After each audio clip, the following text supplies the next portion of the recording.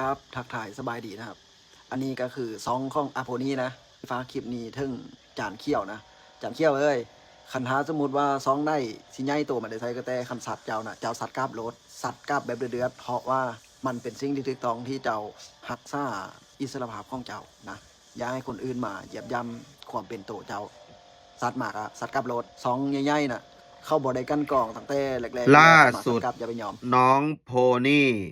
หนุ่มลาวคนนี้ค่อนข้างจะเห็นต่าง เข้าใจ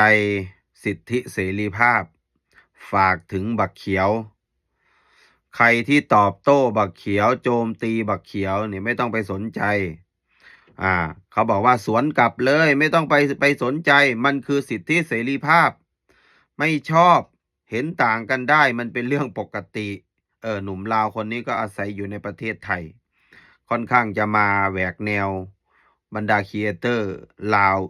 คนอื่นสบายดีสวัสดีครับทักทายทุกท่านที่เข้ามาติดตามรับชมอยู่กับผมเทพโยกครับพี่น้องทางเมืองไทย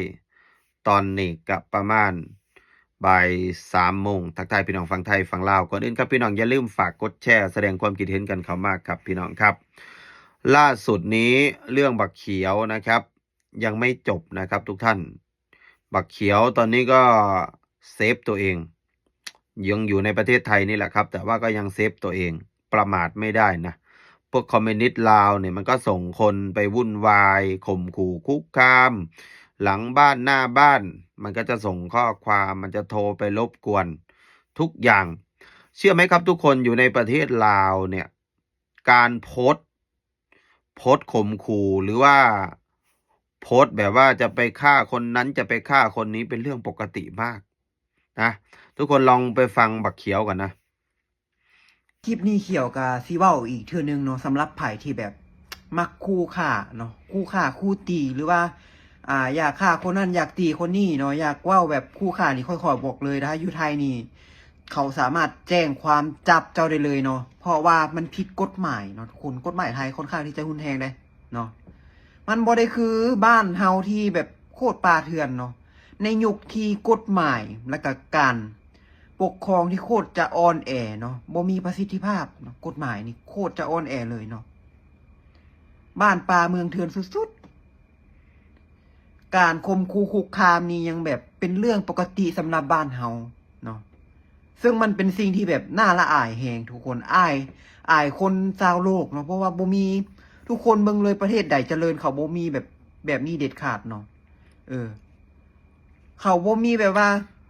นี่แหละครับทุกท่านในประเทศลาวเนี่ยสมมติว่าในเมืองไทยเนาะมันก็จะมีกฎหมายสมมุติว่าผมเนี่ยไปโพสต์ว่าจะฆ่าคุณจะฆ่าคนนั้นจะฆ่าคนนี้กฎหมายไทยเขาจับกันได้นะเขาแจ้งความเขาจับกันได้นะแต่ในประเทศลาวเนี่ยนะครับตอนนี้คนโพสต์ที่จะฆ่าบักเขียวเนี่ยโอ้โหเยอะแยะมากมายนะครับรวมทั้งเจ้าหน้าที่คอมมิวนิสต์ลาวแต่ว่ามันเป็นคนที่สนับสนุนรัฐบาลคอมมิวนิสต์ลาวรัฐบาลคอมมิวนิสต์ลาวเขาก็ไม่ได้จัดการเขาก็ไม่ได้บังคับใช้กฎหมายเพราะว่ามันเป็นคนที่สนับสนุนบักเขียวนี่ก็เปรียบเสมือนเป็นคนทรยศต่อรัฐบาลลาว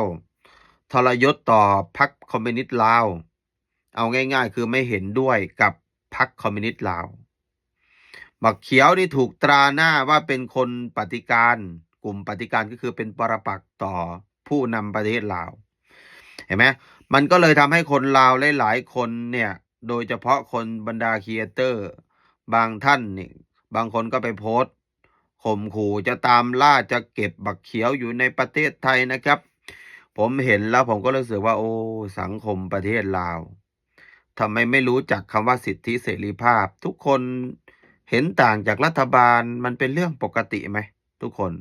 ต่อให้เป็นประเทศคอมมิวนิสต์ลาวก็แล้วแต่อย่าลืมนะว่ากฎหมายลาวมันก็บอกว่าวิพากษ์วิจารณ์ได้แล้วถ้าประชาชนออกมาวิจารณ์แล้วถูกข่มขู่คุกคามแล้วใครจะกล้าออกมาวิจารณ์กฎหมายลาวบอกว่าวิจารณ์ได้แต่ไม่มีคนออกมาวิจารณ์แสดงว่ามันไม่ปกติมันต้องมีการถูกจับถูกอุ้มหายมาโดยตลอดอันนี้คือน่าจะคิดได้ตรงนี้นะครับเพราะฉะนั้นคือเรื่องบักเขียวเนี่ยลุกลามบานปลายกลายเป็น วาระแห่งชาติทำไมมันยังเป็นกระแสไม่จบไม่สิ้นเพราะเขารู้ว่าบักเขียวยังอยู่ในประเทศไทยไงถ้าบักเขียวออกนอกจากประเทศไทยไปแล้วเขาก็ไม่ค่อยพูดถึงเพราะเขารู้ว่าอยู่ในประเทศไทยเพราะบักเขียวมันทำงานที่ประเทศไทยทุกคนก็ทราบเพื่อนๆครีเอเตอร์ทั้งหมดก็ทราบว่าบักเขียวอยู่ในประเทศไทยบางคน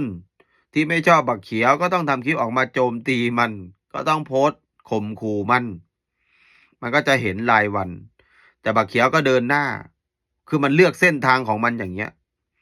ถูกต้องไหมครับทุกคนใครที่จะมาบังคับมันก็ไม่ฟังแล้วเพราะมันได้พูดถึงรัฐบาลลาวตรงๆแล้วตอนเนี้ยเปิดหน้าวิจารณ์เต็มที่แล้วเรื่องการเมืองล้วนๆตอนเนี้ยสำหรับน้องโพนี่เนี่ยผมรู้สึกว่าน้องเข้าใจในฐานะที่เป็นประชาชนเหมือนกันเนี่ยเขาเห็นต่างจากรัฐบาลมันก็เป็นสิทธิของเขาเราจะไปปกป้องรัฐบาลทำไมถูกต้องไหมครับมันคือสิทธิเขารับผิดชอบในสิ่งที่เขาพูดแสดงว่าเขาไม่ยอมอยู่ใต้อำนาจรัฐบาลคอมมิวนิสต์ลาวแล้วมันก็คือการตัดสินใจของเขาจะไปบังคับเขาก็ไม่ได้นะโอเคครับพี่น้องครับขอบคุณที่เข้ามาติดตามรับชมพี่น้องฝากกดแชร์คอมเมนต์กันเขามาด้วยครับพี่น้องครับสบายดีสวัสดีครับ